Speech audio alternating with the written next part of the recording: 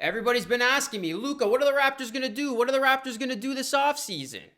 We don't know for certain, but here's what they could do. Yeah! Why? Wow! Why? 15 straight W's to the very end. Oh my goodness, this doesn't feel real.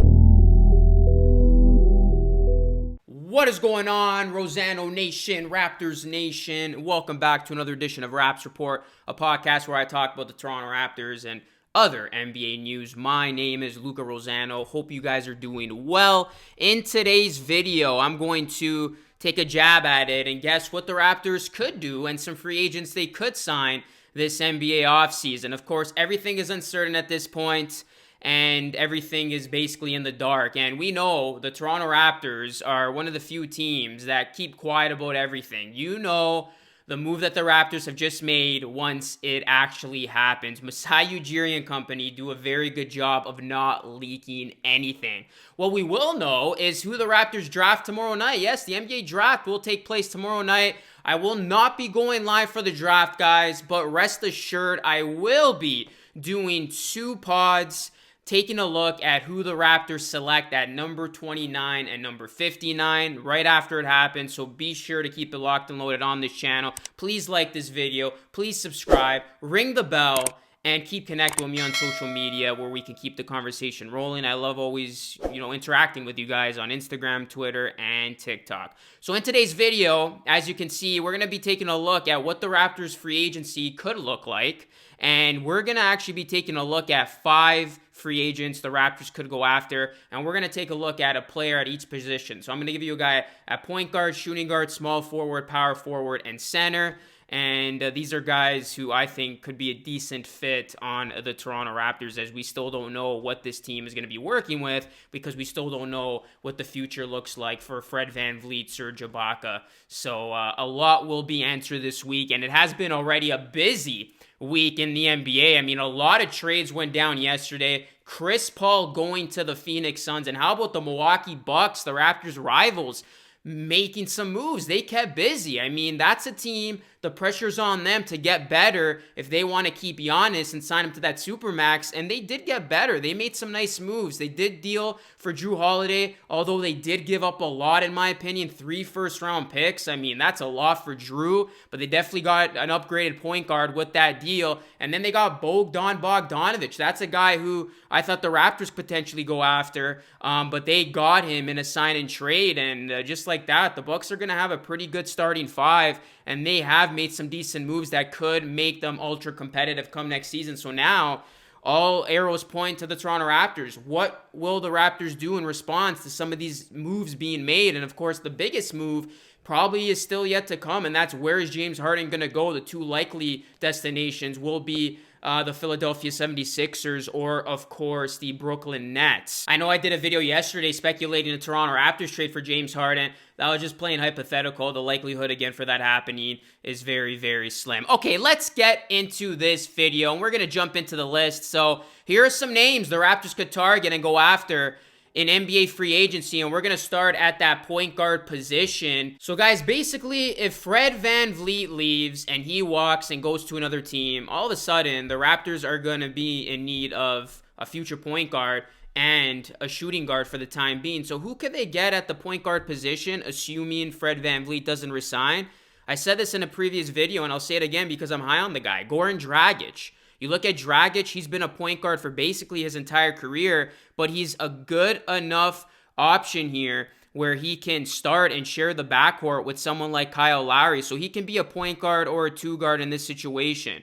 According to NBA.com, he's knocked down 36.3% of his catch and shoot threes this season, and he's a guy that, of course, would bring leadership, a veteran presence, and a relied upon scorer if you need him to be. So Goran Dragic is a guy that I can see the Raptors go after if they lose Fred VanVleet to free agency. Okay, let's move on now to shooting guard, and sticking with the narrative of Fred VanVleet leaving, the Raptors are going to have to address that shooting guard position immediately for next season. And another guy who I touched on in a previous video is a guy who's going to get the pick here at shooting guard, and that is Mr. Joe Harris. He's one of the best shooters in NBA free agency, you look at him last season, Harris led the league in three-point percentage by converting 47.3% of his three-point attempts. Now, Harris is neither the creator nor defender that VanVleet is, but he would be able to replace VanVleet's three-point shooting in the starting lineup while giving the Raptors a little more size in the backcourt.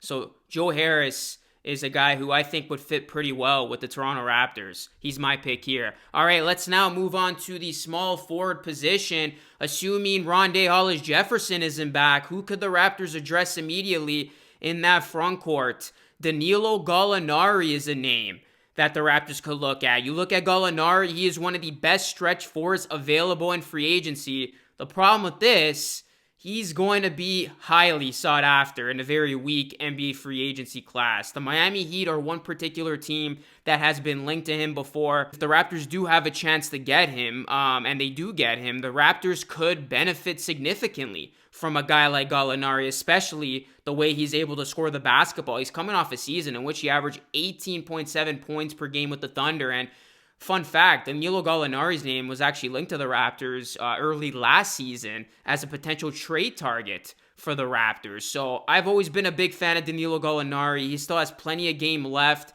in his tank. But again, the likelihood of this happening is slim just because of how many teams will probably be interested in Gallinari and they'll be able to offer him more money. But if this is a possibility, Gallinari would actually be a solid fit for Toronto. Okay, let's move on over to the power forward position now. And the Raptors could go after Jeremy Grant. Grant will almost certainly be able to field better offers from other teams if he does decide to test free agency, but he's still worth a mention here because he thrived with the Raptors in an Ibaka or Boucher-like role from off the bench. He's improved tremendously as a three-point shooter over the last couple of seasons to the point where he's canned 40% of his three-point attempts on decent volume this season. And not to mention, he's a solid rim protector who has the versatility to guard multiple positions. So here's a guy who would thrive well under Nick Nurse and where you can play at multiple positions. The 4, the 3, or even if you wanted to go small ball, the 5. So Jeremy Grant could be of interest to the Toronto Raptors, especially if they lose either Serge Ibaka or Chris Boucher. I mean, we already know Marc Gasol, in all likelihood, will not be back. So if the Raptors lose one of their last 2 remaining bigs on this team, then they're definitely going to have to take a look at somebody like a Jeremy Grant and a big who can do multiple things and be versatile. Because you look at this Toronto Raptors team, they love players who you can put in different positions and do different things with. So Jeremy Grant gets the nod here. And then finally, at the center position, while this might not be a popular pick, it is one worth mentioning. Sticking to the theme that the Raptors are going to have to find a replacement for either Serge Ibaka or Marc Gasol or even both, the Raptors could go after this man, Hassan Whiteside, who's coming off a 4-year contract, and he will be an unrestricted free agent. Both Masai Ujiri and Nick Nurse clearly value defensive basketball, and there are few who can protect the rim like Whiteside. He makes opponents second guess stepping into the paint, and this season, Whiteside had an impressive 2.9 blocks per game. You're not going to find that type of value anywhere else. Whiteside averaged 15.5 points, 13.5 rebounds, and 1.2 assists per game this season. And along with his scoring production, Whiteside is also a defensive threat. So Whiteside would actually be a good fit on the Raptors, in my opinion. And there's a lot of value in this guy. I know obviously he hasn't lived up to his own expectations, but you look at the season in which he's coming off of, he's had himself a nice little campaign. So Whiteside should get a lot of interest. And if he's available and up for the taking, the Raptors could definitely take a chance on this guy and see him as one of their front court players come next season. So guys, there you have it. 5 free agents who the Raptors could sign this NBA offseason. I'm going to mention a couple more here. Some honorable mentions, and the reason why I didn't include these guys in my top 5 is because these are players who I've mentioned in previous videos, and that includes Montrezl Harrell as an option for the Raptors, Aaron Baines, Tristan Thompson, and Christian Wood. So these are some other guys who the Raptors could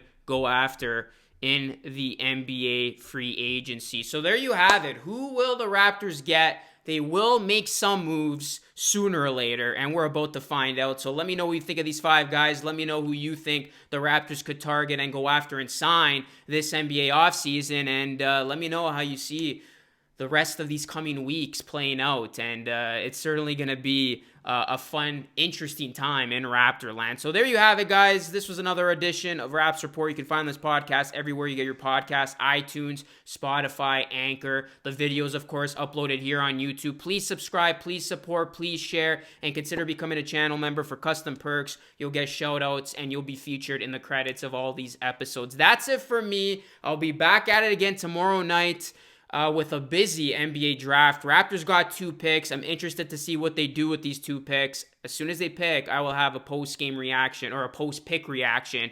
dissecting and speculating what the Raptors have just done. So it's going to be a fun time. Keep it locked and loaded on the channel with these pods, and I'll catch you all again in the next one. Till next time, be great and stay blessed. Peace out.